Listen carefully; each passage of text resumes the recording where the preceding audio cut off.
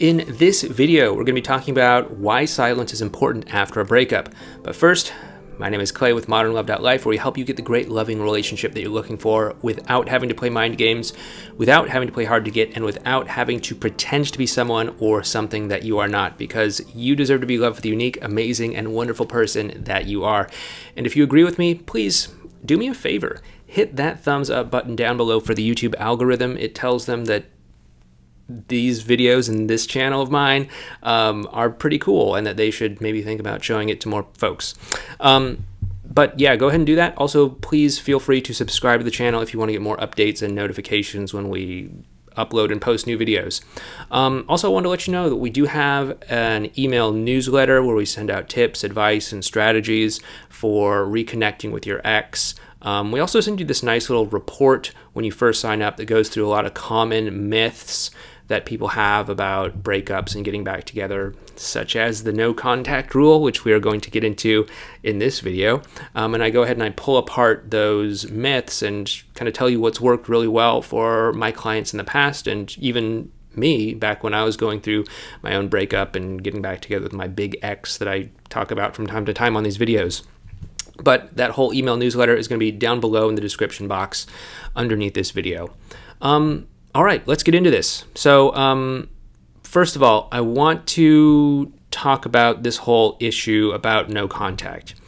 I know that there are other folks out there, and I know that you've probably been watching their videos too. It's okay. It's okay. Like, nobody said you had to be monogamous here to just me, although that'd be really nice.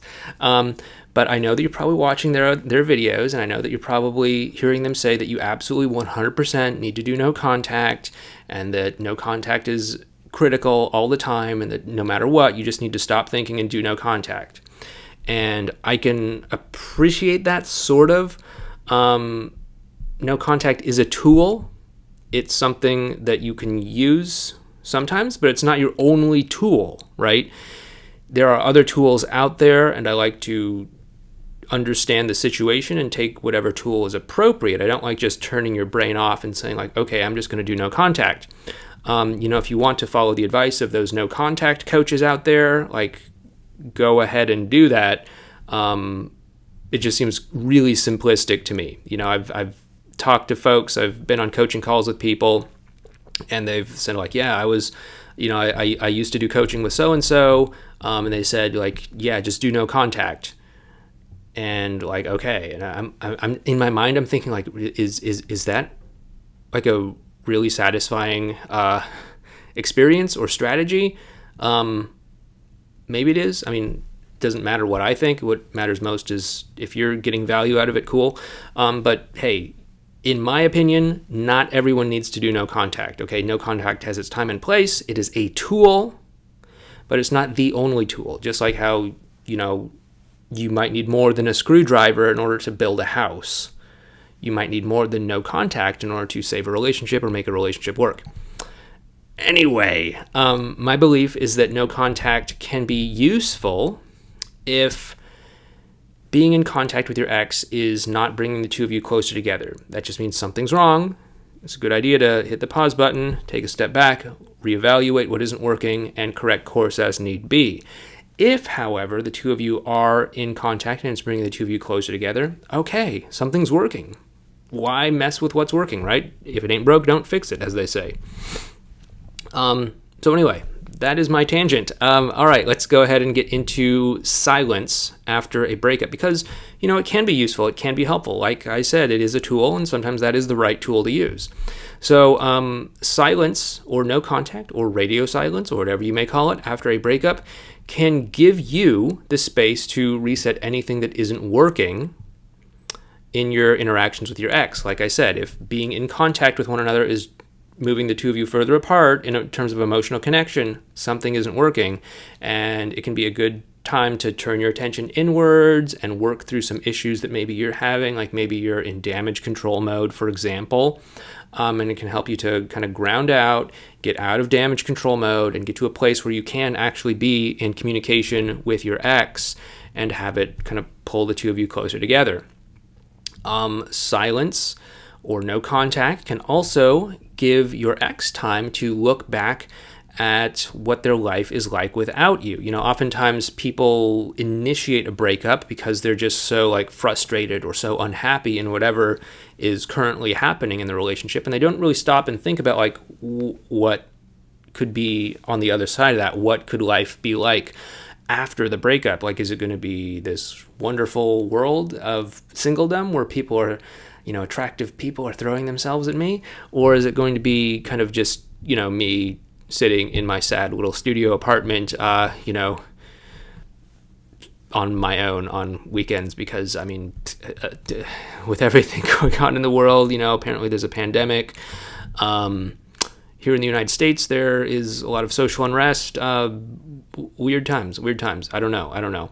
But anyway, it gives them time to feel the consequences of their choice to be broken up. It gives them time to actually feel the consequences and to actually feel your loss in their life, and to maybe realize like, okay, maybe it wasn't so bad. Maybe I do value certain aspects of them. Maybe, you know, I feel the urge to like turn toward them and tell them some interesting news, something that happened with my job or my career, or some good news from like some family member. And instead there's just nothing there. And suddenly I feel this sort of like empty vacuum in my life. That can happen. Another benefit for space, no contact, silence, whatever you want to call it, is that it can give you the space to actually start improving your connection, right? So it's like one thing to be out of damage control mode. It's one thing to not be in that sort of like panicked state where you're begging and pleading and calling or texting many times a day. But in addition to like removing the bad, we also want to add good into the equation. And so no contact is actually a great time to start actually working on what we call advanced relational skills, improving your ability to connect emotionally with other people, because a lot of that's going to transfer over to your interactions with your ex. This is actually kind of the foundation of what we call active no contact. Again, there is a time and place for no contact. Oftentimes people are telling you to, you know, just cut contact and not talk to your ex for a month. And a lot of times people just kind of like white knuckle it through it. You know, they're just like marking off the days on the calendar, hoping that day 30 arrives, and then suddenly everything's going to be better. But what we want you to do is we want you to be an active participant in the no contact process, why it's called active no contact, by getting you out there, stretching yourself, and working to actively create better interpersonal connections with other people. So that's why we have our whole active contact thing. If you want to learn more about at least our take on no contact, be sure to check out this video playlist up there on the no contact rule, our take on it. It could really help you to kind of understand this distinction, and that, you know, maybe you don't need to do no contact, maybe you do. You can actually take a real look at it. And the fifth point I want to make in this video about silence after a breakup is that it also gives you and your ex the space to see things with a new perspective. You know, when you're in the thick of a relationship, when you're in the thick of all the fights, all the arguments, all of the you know, petty things that we tend to make into a big deal in life.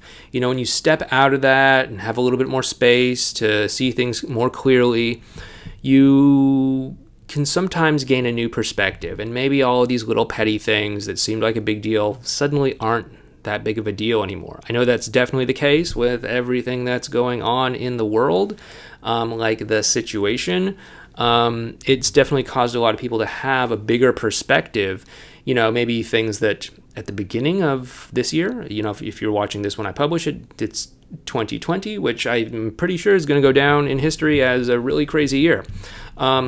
But you know, it's caused a lot of people with the situation to kind of say like, okay, all these things that I thought were like a huge big deal back in January, as the situation kicked in, they became less of a big deal, and I suddenly refocused my values on what was actually important, you know, connecting with the people I care about, staying in touch with the people I care about, and stuff like that. And so silence after a breakup, whether you're in 2020 or whether you're in a hopefully normal, calm, relaxing, not dramatic at all year in the future, time away from each other can actually help to build that perspective and help you to see like, okay, all of these things that I thought were a big deal, maybe they're not such a big deal after all.